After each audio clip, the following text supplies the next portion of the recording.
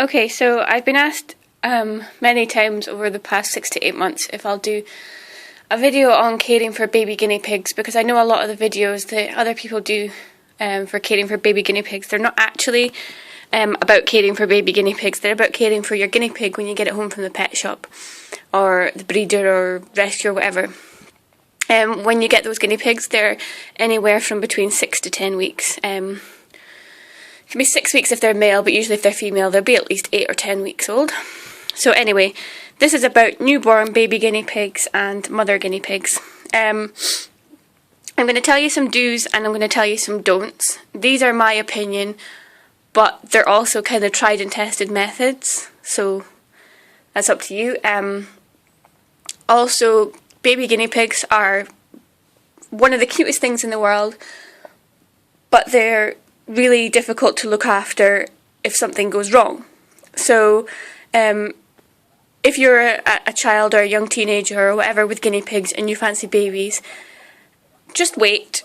And you've got gorgeous guinea pigs, just wait till you're older, where you've got the money, you know that you can go to the vets at a drop of a hat. You need to be able to just go, oh, something's wrong, and go to the vet. You can't wait for somebody online to tell you to go to the vet. You can't wait for your mum or your dad to take you to the vet. You need to be able to just go. So that's like my little disclaimer. You can hear them up there. And now I'm going to tell you some don'ts first, and then finish on a high with some do's. So the first thing that I don't recommend you do, unless it's like your only option, is syringe feed. I've got one of these syringes, a 5ml, and I've also got the little wee insulin syringes, the little thin ones. I don't recommend you feeding babies with these because they don't suck from them, because you're basically forcing the food into their mouth and hoping they'll swallow it.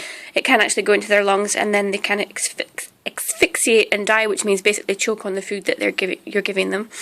So don't use syringes on baby guinea pigs. I think you could probably use them once they're about 5 or so weeks and up, but definitely not on newborn pups.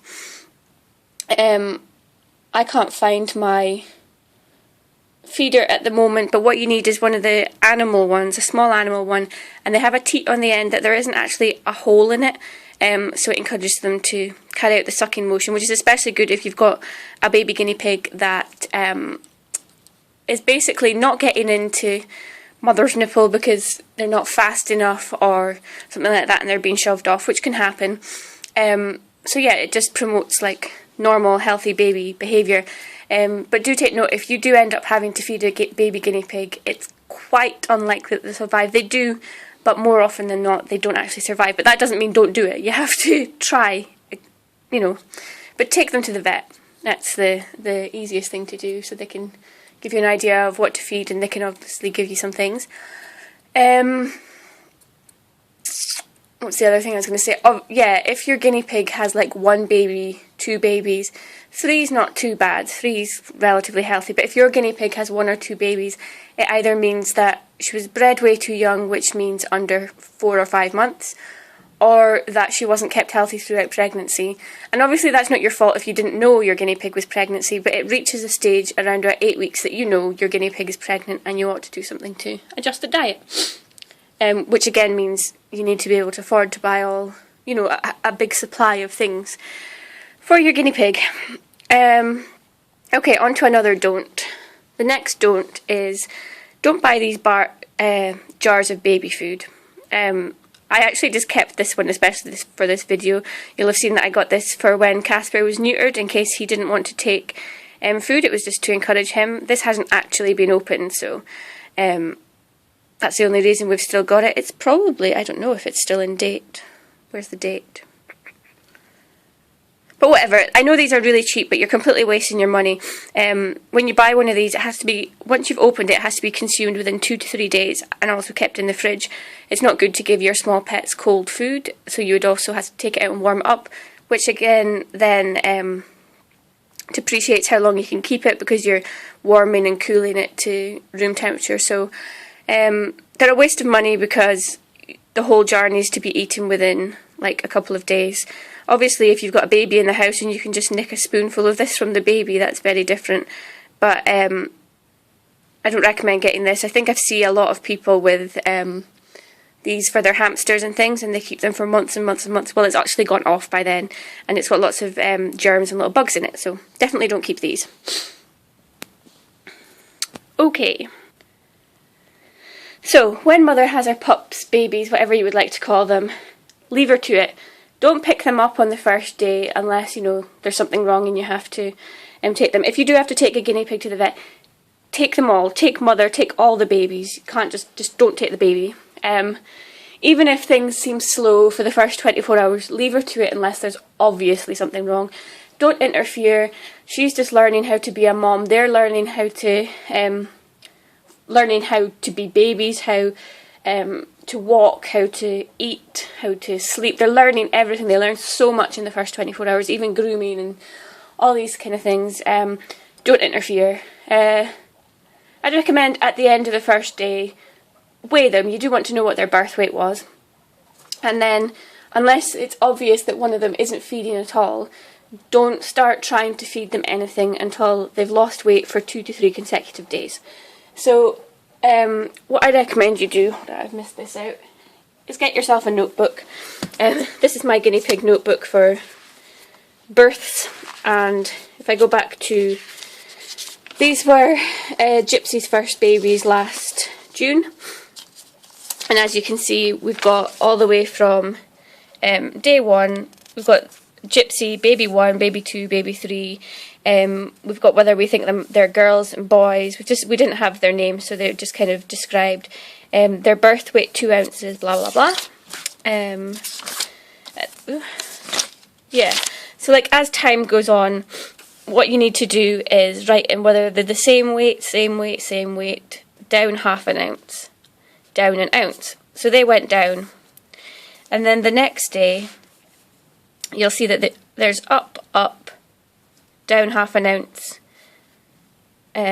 up, and the same. So as you can see, Willow here went down 2 days in a row, so that's when we started giving him some extra food, and then by the day after we gave extra food, he went up an ounce. So you need to just do this daily, all the way until they leave, and then, let me see, oh I don't have it in this book, I think I put it somewhere else. This is such a mess, but it is in an order. Yeah. So Leo and Bramble, when they went to their new homes, they weighed 14 ounces and 15 ounces. I prefer not, like, I do obviously go on age for rehoming. I wouldn't rehome before 8 weeks personally, but I also want to make sure they're as close to a pound as possible. So that's my main aim, is to get them up to a pound in weight, and then I put care packs with all my babies. But anyway, so yeah, get yourself a notebook and take daily weights, and that includes the mother. The mother is going to drop down, and she's going to go up, and she's going to go down, but as long as it stays within a 5 ounce kind of thing, half a pound. As you see, I measure in pounds and ounces because that's just easier for me. I know you measure in kilograms sometimes, because a lot of people have asked me, and I'm like, I don't know what kilograms is, but my scales do pounds and kilograms. I recommend actually getting a digital scale, because I've found that these scales aren't quite as accurate, but I kind of broke my digital scale. But if you use one of these scales, make sure that when you put it's obviously got a thing, it's in the wash, always make sure they're facing the same way every single time you weigh them, because it can be different on these kind of scales, you know, because of the weight of the head, weight of the bum kind of thing. So always weigh them facing the same direction on these scales. Okay, one of the first things I do is I always make sure that I have extra vitamins for the mother. These just go in our water, and I'll just help her perk up a bit after birth, and if she's feeling a bit under the weather, just gives you this extra vitamins. And as you can see, she has vitamin C in her pellets, but this also has extra vitamin C because pregnant and newly birthed mother guinea pig should have extra vitamin C and extra calcium, so that helps with that. Actually sounds like I need to get some more. The other thing is, everyone harps on and on and on about alfalfa hay, and alfalfa hay is just brilliant. If you can get your hands on alfalfa hay, then get alfalfa hay, because where I live, I'm in Scotland, it's really difficult to get alfalfa hay. I can actually only buy it online or on this farm store that I really never go to, and is just so far out of the way. And it's expensive. It's one of the bags, about 350 gram bag, and it's about £5. So you can, if you get a good quality meadow hay or Timothy hay, and you supplement the diet with really calcium-rich vegetables daily, like broccoli, curly kale, spinach, parsley, all these things. Just research what are high calcium vegetables. Not in large doses, because you can make their droppings runny and you don't want to make mother bear sick. Yeah, you can do that as well. The other thing I recommend is actually either going to a pet shop or going online and getting alfalfa pellets. These are pure alfalfa pellets. There's nothing else in them, so you have to feed your other pellets with them. I feed her this. This is separate to her. She has her Pets at Home guinea pig nuggets. Those are my ultimate favourite. I'm never going to change from those. I actually got this, you'll see in another video, but I buy the small bags of these. I get Science Selective and this, and put a small amount in some warm water and make up a little porridge for her. And she gets that every morning. I think she's eaten half of hers. Wait till I pick it up. And it just looks like this. It actually looks a little bit like horse's sugar beet. Kind of on camera it looks a bit more like horse's poo, but it makes it a little porridgey paste, and they will eat that. You can also give this, you can do this for your own guinea pigs, you know, with their own food, just a winter warmer, just a little paste for them, and the baby guinea pigs will actually eventually eat this as well. So that's really good for getting the alfalfa in and making sure she's cosy and warm tummy, especially since this is the winter. Obviously, I don't know when if people are watching this in the summer, don't give them warm food, obviously. Just give her the alfalfa pellets mixed in with the food. There's also things like this that you get from Pets at Home, mini alfalfa bales. I give this to all my guinea pigs as a treat, but if you put one of these in every day for the babies, that's good as well. Okay, and now I'll go on to what I would feed the baby guinea pigs if I needed to feed them, because as I've said, I wouldn't bother with this because it's a waste of money. So you can put it in a bowl, you can try feeding them on a spoon, or as I said, you get one of those bottles with a nipple on them. You can get them from Vet UK. I would recommend you get them from Vet UK, and also get them before your guinea pigs are born. There's no point waiting for things to be delivered, because the guinea pig will probably die while you're waiting for these things. So you can't give baby guinea pigs cow's milk because of the high lactose content. Guinea pigs aren't actually lactose intolerant, but high levels of lactose, which is a sugar, can cause blindness. So please, please, please, don't give them things with lactose in them. That goes for most of the Vitacraft treats, chocolate drops, yogurt drops, all these fruity drops and vegetable drops that you get in Pets at Home. Please, please, please, please, please don't feed them to your guinea pigs, and especially your babies. You can get blind guinea pigs, and I have a guinea pig with poor eyesight, and it's not fun for them. They look in the wrong direction and they walk into things. It's not cool.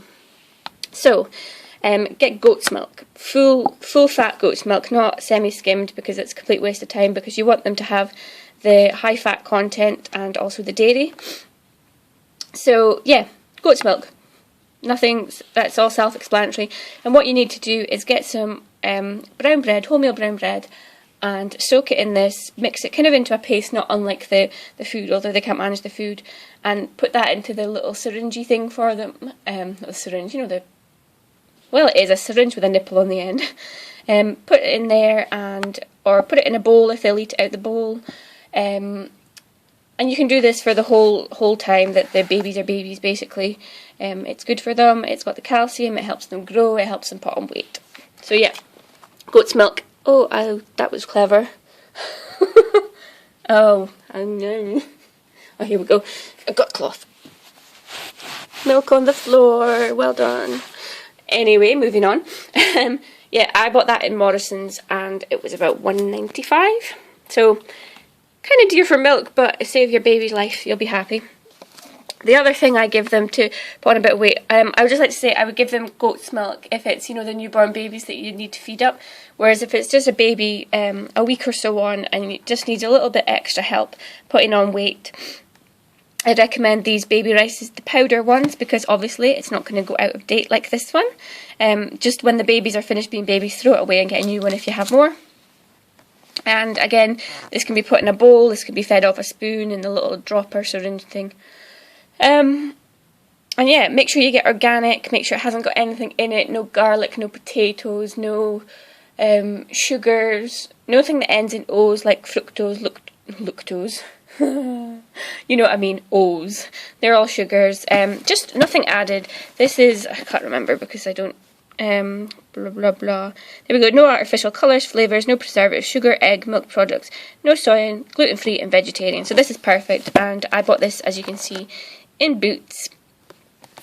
I also have one of these. I'm not sure, I don't know about giving this to babies, to be honest. I would give it to them again like the baby organic stuff once they're a few weeks old if they need bulking up, because obviously it's 1 sachet per kilogram of guinea pig, and obviously they're way off a kilogram. Mine weigh anything between 2 and 4 ounces at the moment, so it would have to be the smallest little pinch of this. So that, I don't know, I wouldn't really recommend this for babies, but a little pinch of it in with the milk or something, it might be okay. And yeah, the last thing is keeping them warm. Because it's winter, I have one of these heat pads. I would first say that I don't recommend using a Snuggle Safe heat pad straight off. I mean, I use it for my fully grown guinea pigs, but those are, I think they're too hot for baby guinea pigs is what I'm trying to say. I got this one from petplanet.co.uk. I'll put links to all the things that I've bought online in the description bar. This was, I think they're about 20 something pounds, but I got it on an offer for 11 or 12 pounds. I don't know how much they cost at the moment. These are meant for cats and dogs that are obviously sick and recuperating. And as you can see, when you heat it up, it goes squishy and it just like hardens as it cools down. But it's not, you know, like when anyone who has a Snuggle Safe heat pad, they're the round pink disc ones. They're really hot when you take them out the microwave, and then you have to put them in the fleece cover and then under the bedding. Whereas this would be safe even for them to sit on. I do put this under their bed, because I don't want them to get dehydrated. But it's a constant heat. It's not roasting. It's just like, oh, that's really nice heat. So yeah, and it lasts 11 hours, which is just great, because that means you can put it in overnight and you know that they're not going to get chilly.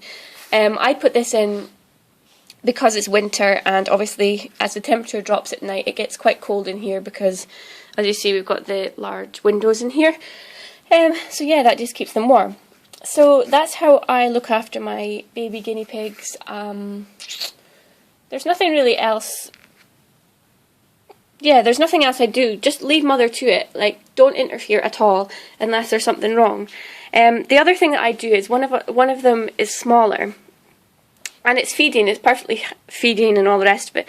But because it's smaller, it's slower to latch on, and the other ones get in there first. So what I do is 2 to 3 times a day, I take that one, which is actually called Baxter. I take him and mother out, give them some time alone, and it means he gets a really good feed. So that's something else you can do as well. You don't want to be panicking, oh, he's not latching on, he's not latching on.